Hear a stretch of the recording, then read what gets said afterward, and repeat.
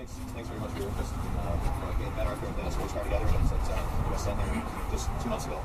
And just immediately he was interested to learn a little bit more and start a conversation. This is something I wanted to put together last year, but really glad that we had a year and more cars to show you guys and really pique the interest. So dry ice, as Arthur said, Boeing developed it. Dry ice blasting is a way to reduce the secondary waste that you get when you're actually blasting something like an airplane. As they bring the planes in, they're trying to strip the paint, change the color, or just refresh the paint. You can imagine what blasting an entire plane, what kind of secondary waste you'd actually have left over in the shop. And as well, the particulate that's actually floating up in the air can't go into electronics, and they just felt this really isn't doing anything. So somebody there in their infinite wisdom decided that small pellets of dry ice, slung at the speed of sound, is going to make all the difference. And sure enough, the best aspect of it is it sublimates. So it's Sublime surface. So when it actually impacts, it hits a face. I'm sure you all know what sublimation is, but it goes from solid to gas, giving a monster face completely, and it leaves no residue at all. So all it does, it expands also by about 700 to 800 tons. Some people say 600, some people say 800. It's a lot. So it dissipates, and there's absolutely nothing left behind. It is also coming out at minus 80, minus 79.5 Celsius. So there's 3 properties that it actually does. So as I'm slinging it, as it sublimates, it's expanding really very quickly. So I can creep under a small detritus, get underneath it, and blow it off. As it's coming out the minus 80 property of it, it's actually shrinking everything, and anything that's sitting on top is actually losing adhesion because it's getting brittle. And then it comes in, and of course, it's sublimating. The ice goes underneath and blows off anything that's loose. It also has a small, like a minor kinetic effect as well. So dry ice is about as hard as your fingernail on the bow scale. It's about 2.5 or so. So if you can imagine just having an impressive fingernail, that's about how hard it is to take dry ice, break it. You wouldn't want to do that because as you're breaking, it's sublimating, and that's where people get burned. That's where mishandling comes in. But it is that soft, so it doesn't damage things like wire, relays, hoses, metal, of course, anything like that, plastic. If you just go over it, if I were to sit there, I could probably cut a pallet of wood in half. But that is like water. Everyone's drinking water, coffee, it doesn't hurt. But no one would put their hand under water. So it all depends on the pressure, the volume, and the speed, and everything that's behind it. So the dry ice is safe on all these things. The only thing I avoid is this transmission here has been dry ice blasted. This is for JB's Power Center in the West End. And they just wanted what was visible to be hit.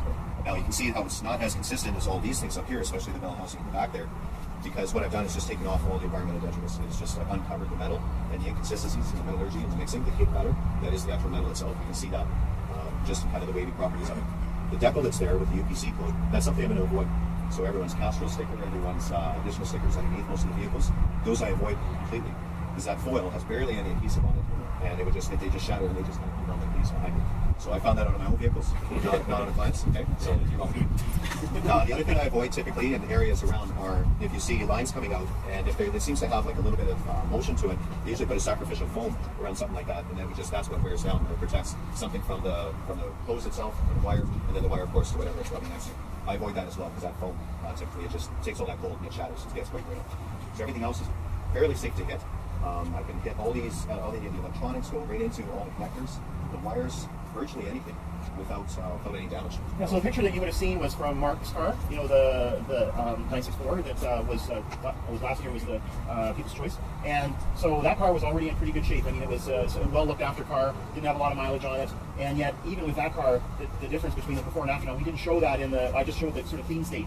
So we've got pictures of the before and after, and even in fact, half of it done and half of it not done essentially. And it's just remarkable. I mean, there is such a difference. But it does take it back to its natural state. It's not enhancing, it's just taking it back to what it was. Yep. Whereas this is doing something else. That's right, appreciate that. So if I uncover, the metal is, if it doesn't look great, it's just going to not be covered with grease and still not look great. So if there's any corrosion or something like that, we can reduce the amount of corrosion that's sitting on it, but that metal needs to be protected again. If there's any cosmoline or something like that, there's areas that someone's very specific about, that's I want to avoid, I can avoid it. That's usually a one-on-one conversation that I have with each client that comes in. So if we have loose parts, now this is arguably pretty clean, this bell housing. This has been wire sealed, so you can see the abrasion marks. This has been mechanically cleaned. So mechanically being not just with, we would use that term, this is something that's with the hand as well, that would be mechanically clean. So this was put into the cabinet, and you can see just how uniform it looks. And so what is the technology of this? This is different, right? It is, yes, thanks. It's so this is a technology called wet bead blasting or vapor coating. There's a few different terms for it. Rolls-Royce used to use this about 70 years ago. So post World War II, they were using this to anneal turbine blades. So if you can imagine the dangers of blasting something like a turbine blade, which is spinning at multiple thousands, 4 or 5 figures of RPM, you can't have any stress fractures induced into the metal, because any stress fracture, you're going to split these blades left, right, and center, and they're just going to be scattered all over plastic creation. So this wet bead blasting at very, very low pressure, if anyone has sandblasted before, you know it's anywhere between 80 and 110 psi is most of the work takes place around that, in that range. Wet bead blasting, I do a lot of work at 40 psi. It's the most positive effects, and kneels down to about 60 microns deep into the metal, and it doesn't induce, there's no occlusions, and it doesn't induce any further stress shock, it releases any fractures that are there, and doesn't perform anything else detrimental. Closes the pores and allows for more surface more resistance corrosion and staining and stuff. Now these pores are closed, which is quite different from shine. But these, you can get this, there's no other way to really get it. It looks like it's been painted, right? It does, yeah, everyone does. Yeah, and this is just as a function of having gone through that machine, right? That's right. Yeah. So this is just water, air, and glass bead, that's it. And the fact is it's so uninvasive, non-invasive, that you can, if you pull a bearing out. I have hit bearings. I've hit Babbitt bearings, which is one of the softest materials you have in the car. And so I could run a bearing underneath the blast stream, perpendicular to the stream, with absolutely no dimensional change at all. I've got a buddy that's engine builder, and he threw his ball micrometer on here, so the ball has, it's like tips of your fingers, and it's good down to about half of 10,000. And he was bringing it in, and he kept measuring off and seeing if I had changed anything, and every time he brought it in, he was impacting the Babbitt, the bearing itself, and reducing the number. So every time he brought it out and ran it in, he was changing, and he was damaging the bearings that I didn't. So that's how soft this is, that's how delicate it is. And this is the, like it's not going to hurt valves, seats, the actual guides and everything like that. Do you mask the seats with the process for the seats? It's safe for all maintenance services, it's safe for the seats themselves. A lot of this stuff I'll be mapping needs to show that it's not going to, it hasn't changed it, so I haven't grounded off. And this is just a lot of people thinking, as soon as I say I'm going to blast the seats on this, what are you doing? Because it's any sand or 80 and 100 psi, it's going to round this off and start to remove material. This just quickly closes all the pores of it, especially in the non-ferrous metals. And then semi-ferrous metals, it picks out and becomes close like the soft alloys or alloy additives. Semi-ferrous metal. So all that's safe. I have masked off. If you go onto my Instagram lately, I recently I did 65 to Rolls-Royce lot. I did mask the face, and it wasn't to protect it from it. They just decked it. So my client wanted to be able to point to the decking of the actual mechanical lines of the blade and say, see, we did the machine. So I was just protecting his ability to say, this is the version of this, we did this. But otherwise, this blasted this, and that's no problem. So those are the two things we do. There's parts here as well. I want to bring in, do you have any questions? Like, Garth has been great at prompting me and helping me think of different things that I missed. But how long have you been doing this? I've been doing this since last June. I was in the shop. So in April, I saw Jalen in his garage. I watched a video on Vapour Home.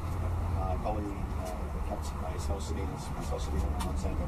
Kept me up quite late at the night watching videos over and over. Until 2 or 3 a.m. every night. It's just to change God. So I started going down the rabbit hole watching a whole bunch of these videos. So one of the suggested ones was dry ice blasting the engine. And I showed speed ones, and then of course I watched a whole bunch of those. And came across a Petrolicious article on dry ice blasting Porsche. And they said, yeah, dry ice cleaning requires a thing. So I went and I looked and read it some more, and I showed her, and she said, write the plan. And that was end of April, and middle of June I had the shop. And we were just bringing equipment in from the time it came from the United Kingdom. The equipment was made in Denmark, the dry ice blasting equipment, but I got it out of the eastern Canada. So we just started collecting it and bringing it all here, and then opened up the doors. And went, all right, now what? So here we are, just over a year later, and it's, I'm proud to say that this is something that this is a very, very rare business that you guys are at and going to do. There's one of 2 companies in the world that have been able to find that have both these processes. One of 4 in the country that does this, and as far as I can tell, I'm the only one doing cars. Which a lot of it ends up, the blasting ends up in the field, in the roll hatch, and if you're doing just equipment that can't be moved, or assets like bobcats, skid steers, stuff like that, off the engines and stuff. Your cleaning takes it right down to the virgin vents. That's right. So this is the dry as blasted. So that's exactly what I've done. This is all I've done to this. So these cars are driving over all sorts of shit during the winter time and stuff like that. Do we recoat the metals because now they're fully exposed? That's right. Great question. So I was hoping Mark Mullen would be here as well, because he did say. Yeah, so there's because I was your wheelhouse. Yeah, I was expressly interested in if you got cosmoline on parts and you remove the cosmoline, then you are exposed to, and you are driving it in times when it's going to affect things. Then what choices do you have? And so there are companies that make a replacement, like Worth makes one. There's and so I talked with Mark about this particularly. He did not recoat his because he felt that even when he had it done, I don't know if he was thinking about selling it then, but his anticipation was he'd just be driving as a fair weather car, so it didn't really matter. But if you really are concerned about that, then there are products available that you can put back on. So that is a choice. I also want to be clear too that although it gets you down to the bare metal in this instance, when you think about some of the surfaces that are painted underneath, so if you wouldn't have had the opportunity maybe unless you were looking at Facebook to see with Mark's car, they cleaned areas where there was paint around. And so just based on really how long you dwell in a spot depends on how invasive it becomes. And so you can very easily go overpaint and clean all that. But as far as something like a transmission, which obviously doesn't have paint typically, you're faced with that decision. What you might want to do to put back on to protect if you're going to drive it where you might need to go. Yeah, most definitely. Yeah, it all comes down to latency. And well, the last thing I want everyone to think is that all I'm doing is creating dozens of dozens of fair weather cars. So it's not just, but it is something. It's the accumulation of all the grime that we end up driving over, or even at the end of winter. Let's say the last thing we want to do is leave what our new pilot projects is debated or its existence right now. You don't want to leave that on the car. So what I'm hoping to kind of the discussion I want to create is let's get the summer off the car before we put it away. Let's get the winter off the car before you just let it rot in the spring as well. Depending on how you drive the car, how much of the season it sees, and what you want to do. So this you get if you found that any corrosion inhibitor or anything like that is starting to fail in some spots, I can get you reset to a point where you've got a people sort of say you can put something back onto. Right? You've got good adhesive integrity, and you're not making a layer cake under there. You're just protecting the grease from the environment. Yeah. How long does it take to do the other side of a car? I've been around for 10 years and nothing touched. So that's a great question. So I did, Mark's was about 4.5 hours.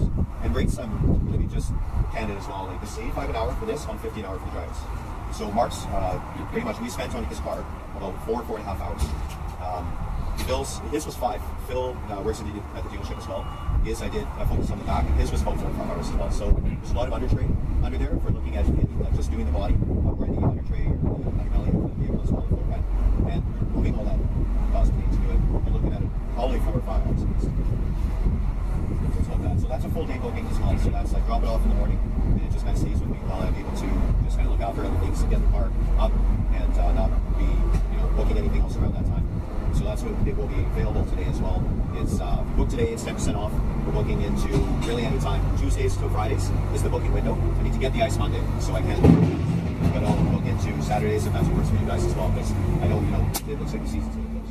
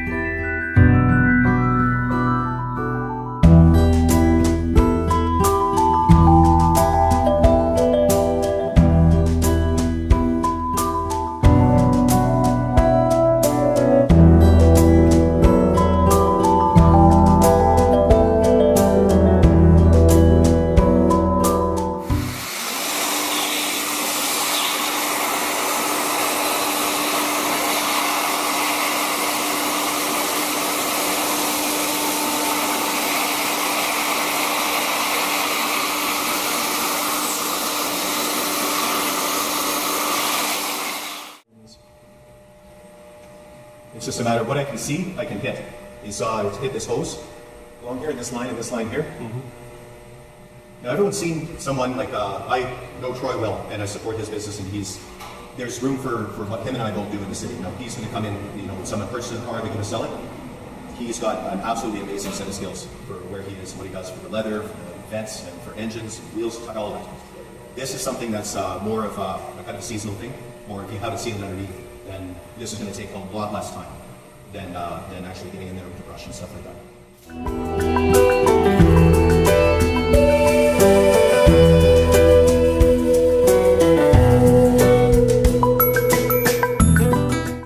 Those are typically made in Germany, Netherlands, Denmark, those countries, and this came from just outside of the East, and back in the EU when it's still there. So even getting one today, we have to sit here. So this L33 is for KVs as well, so that transmission is outside is right here. And this is degreased it. And you can see that even on the surface here, like this is very clean metal. Like you could not do this before. It was disgusting, covered in grease. and the whole point was just to get it dry and all the grease off. But if owners want